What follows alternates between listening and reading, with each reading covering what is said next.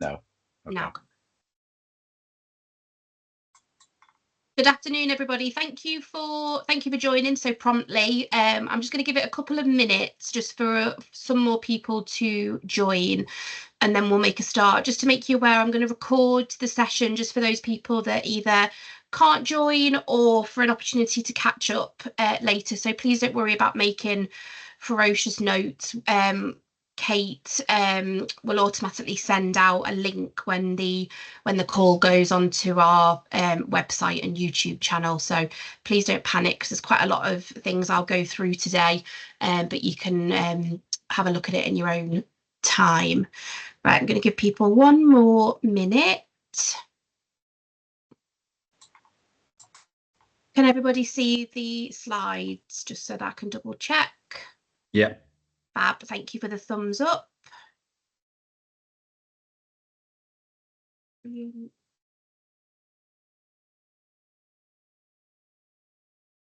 That's great. Right, Kate, if you're happy to record when you're ready.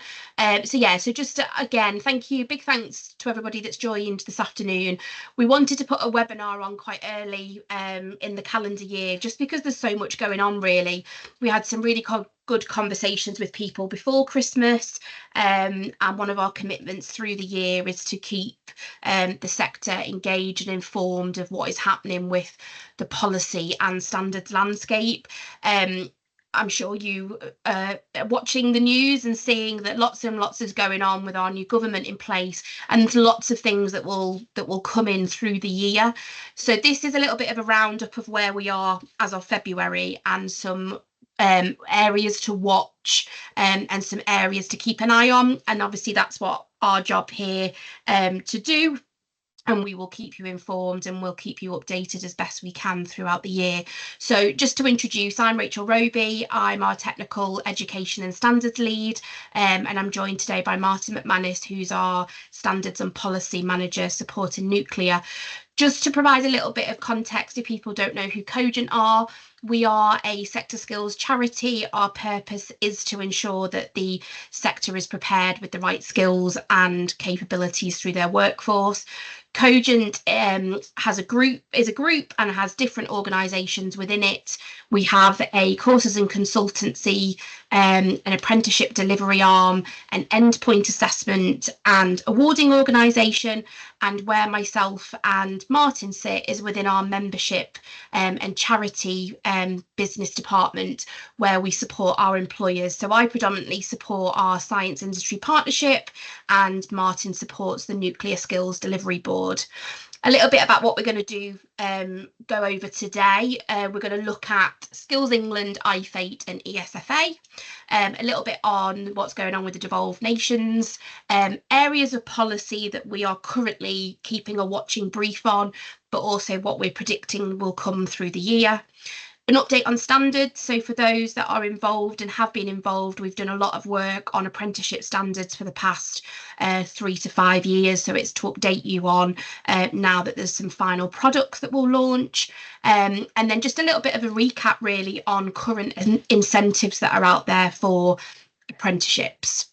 Like I said at the beginning of the call, we are going to record it. The session will be available for you to re-watch if you want to. And if there is any questions that people want to put in the chat, we will do our best at the end of the session to answer them. And if we can't answer them, we'll come back out to you all with any further advice that we can provide. So I'm going to start with where we are in terms of skills policy, and the first focus is on the Skills England, IFATE and ESFA update. So Skills England is going to be the new body that supports skills, and it will be taking over the powers that currently the Institute for Apprenticeships and Technical Education have. This was very heavily trailed in the Labour manifesto, and has been one of their early movers in terms of legislation. So there is a bill that is currently working its way through the House of Lords. There was an update yesterday where it's at report stage, so it's gone through its first and second reading, and it had its committee stages before Christmas. Yesterday afternoon and into the early evening, there was a debate where amendments were discussed, and there has been some decisions from the government to accept some of the amendments, which really are around, the bill is quite a simple bill. It's basically to just transfer the current functions from the Institute of Apprenticeships to Skills England. But there were some points that were raised in the bill around the Secretary of State's powers to create and launch products and standards without employer engagement.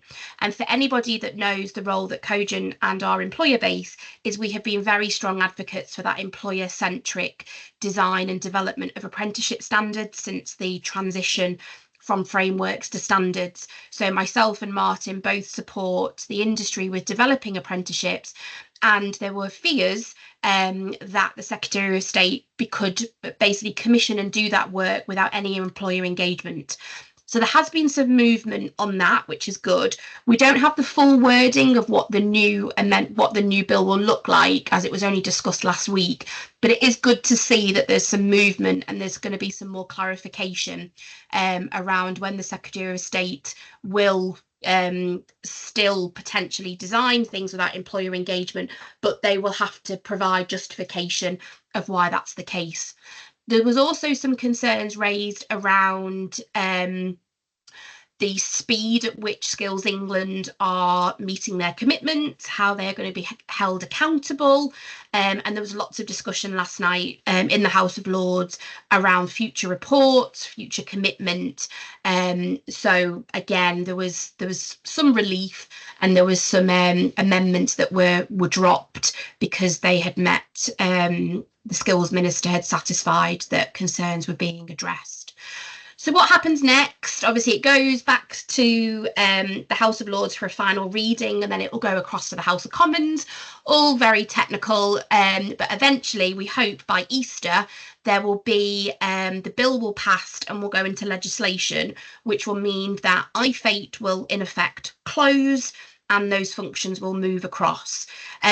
At the time of speaking, business as usual in terms of what iFate are doing. So for those that are involved in trailblazer groups, whether that's designing apprenticeships or sit on route panels or boards, it is just a business as usual. We're still working with them. We have active conversations with them.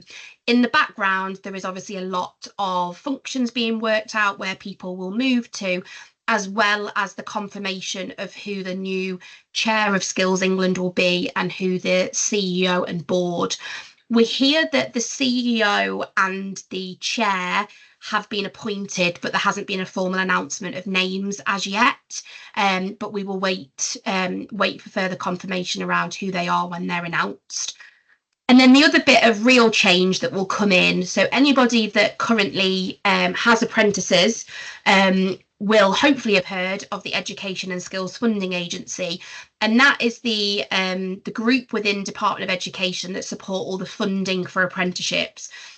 So they are the group that update all of the funding rules each year. They'll send you the updated apprenticeship agreements that you have to sign on the digital account service. And the announcement just after the election was that they would close as of the end of the financial year, with their functions being transferred back to central DFE. We don't know anything else on that as yet. We envisage all of that work is happening with Skills England. Obviously, there is a lot of discussion around funding, which I'll touch on in a moment. But at the moment, there isn't any clear outline of what the future funding will look like. Obviously, from our point of view and from you as employers' point of view, it will come to pass when we're expecting the next set of funding rules for apprenticeships for the next academic year, which we hope to see kind of April, May time, to allow consultation and then some time for providers and employers to get their head around what's to come from August. So we hope to hear more, and we will keep you informed when we do so. A little bit more about what Skills England and what we know currently about what they're going to be doing. So they, as I said, practically they will replace iFate, but they are working as part of the Central Growth Mission and the Opportunities for All mission, and they have been tasked with working much more cross-government and with the Industrial Council and Migration Advisory Committee, so that it isn't just kept in a silo within the Department of Education. So from the engagement that myself and Martin and colleagues at Cogent are having, we do see that there is a lot more cross-working. So there's regular communications with the Department of Business and Trade, offices and ministerial groups within that. So I work quite closely with the Office for Life Science, and we can really see that there is like cross collaboration opportunities, which is really good and something that we certainly welcome. Skills England are going to oversee what the future apprenticeship levy will look like. We don't have any more details specifically, but what we do know is that they are still open to opening up the levy to a growth and skills levy. But what that will look like and what funding mechanisms, we still await further news. We are hoping that within the next 4 weeks, we will start to have a little bit of a more of an idea of where the current thinking is. So in September, an initial report was launched, which we can share the link out if that would be helpful, where Skills England basically explained what their purpose was, explained what they would be doing, and looked at key areas of the economy, which then aligned with the announcements of the industrial strategy as to where the skills gaps were and what further work they would be doing. And since that launch in September, there's been a flurry of activity with roundtables, meetings, group events, consultations through written response for industries, and not just those industrial strategy sectors of the economy, but cross economy, have had the opportunity to feed into discussions and meetings. And again, I would really say that there has been a lot of engagement. I was at an event a couple of weeks ago where they said over 700 engagement activities had happened, and they had reached many employers, which is obviously the voices that they want to hear. So key things that we are waiting for, and we hope that the second report will launch at the end of February. That is what we've been told and what we wait for. And what we've been told is that report will be in 2 parts. There'll be a sector summary, which will cross the 8 industrial strategy areas, looking at what the current and future needs will be, with some initial ideas and summary guidance of what future programs, qualifications, courses, etc. could look like. And that is linked to then how the levy would be reformed. And then part 2 of that report will be a summary of the advice that Skills England have provided to the Department of Education. And that is specifically linked to level 7. So just before Christmas, or kind of October, November time, there was an announcement that level 7 funding may be removed from standards. So the Department of Education have asked for advice on that, and we as a sector have strongly advocated to keep funding for level 7 apprenticeships, and many thanks to those on the call that have been involved in discussions that we've had. But we await that decision. But what also is going to be provided is how Skills England currently think the growth and skills levy could be used. So we're quite excited to see what comes of it. I do know that they're working in the background. I do know that there's follow-up conversations that are happening on a regular basis, and we await to see what comes of that. And obviously, when we do have the report, we have a readout, we'll provide that to you all through our normal channels. In terms of wider watch areas, we have a few things that we've just kind of listed. This isn't everything that's going on, but it's a bit of a summary of where we are now. So we are awaiting a post-16 skills strategy. We know it will come this year, and we know that there's key teams within both the current institute and DFE and Skills England that are working on it. We do believe that that will feed in with the Skills England second report, and that they will build on that to ensure that there is an overarching strategy. We know that there is funding decisions coming down the line across all standards, but obviously the big one at the moment is what will happen with the level 7 apprenticeships, and if changes are coming in, when that will happen. Growth and skills levy, what is the pot going to be used for in the future? Is there going to be an arbitrary figure, or just will there be some sector approved qualifications that may be able to be used? We await those details, and we're happy to take any feedback that you guys have got to be able to feed in those discussions. So if there are key things that you would like to be able to use your levy on, please tell us, because we can make sure that we feed that into conversations that we have. We also await more information really on the long-term qualification strategy. This is linked to the big level 3 reforms that we've spoke about over the years. Just before Christmas, there was an announcement. So when the Labour government came in, they halted a decision to stop funding some level 3 qualifications. And these were qualifications that overlapped with some of the early T levels, including engineering T levels and the science and health routes. So DFE did a rapid review, is the technical term, and they announced that 157 of the qualifications that were up for to lose their funding would be extended. Now, there's different timelines of how long those extensions have been granted, and if you want some further information on the engineering or science ones specifically, please reach out. But what we don't know is what happens then after that date. So some are being funded up to 26-27, some will be funded up to 27-28, but what we don't know is what happens after that, and we await to see what comes of those future decisions.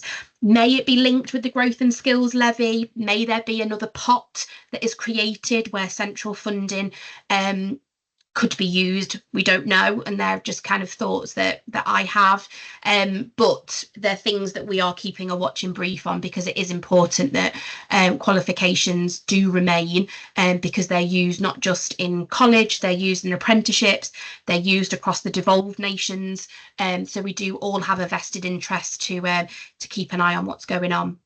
Other things that are kind of hot off the press, I suppose, at the minute, there's a big drive around the idea that DFE have around shorter apprenticeships and foundation apprenticeships. So we're currently working with teams to flesh out what those could look like. And again, if anybody's got any ideas or any feelings around either shorter duration programs or what's being proposed as a foundation program, please reach out and let's have a chat about that. And then also what will happen with the ESFA, what will happen in the future in terms of compliance, audit requirements, but also the funding rules that you all have to agree to as employers to be able to use your apprenticeship levy in the way that you do.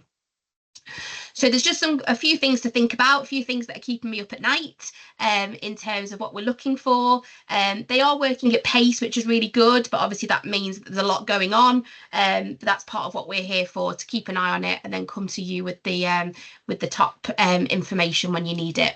Right, I'm going to pause there. I'm going to hand over to Martin, who's going to walk us through some of the activity that's happening across the devolved nations currently. Thanks, Rachel. I think we tend to be often kept busier by developments in England than we are in the devolved nations sometimes. There doesn't tend to be the same pace of new developments coming out all the time. And of course, we haven't had the same change of government as we had in the summer for the devolved nations. But there have been some interesting developments in Wales and Scotland. I've got a couple of slides on these, which will be of relevance to those of you who operate outside England, beyond the things that Rachel's just been talking about. A few months ago, the Welsh Government set up the Commission for Tertiary Education and Research, MEDR, MEDA, which is an interesting one, really. I think they've got in their sights the whole idea of both vocational education and academic education beyond statutory age, which of course includes, to an extent, workforce training and development and education as well. They are still a very new organisation, and there will be opportunities to influence their policies and their thinking with a couple of consultations that will be coming up. So we will, of course, be keeping an eye on these, and we'll be consulting you as employers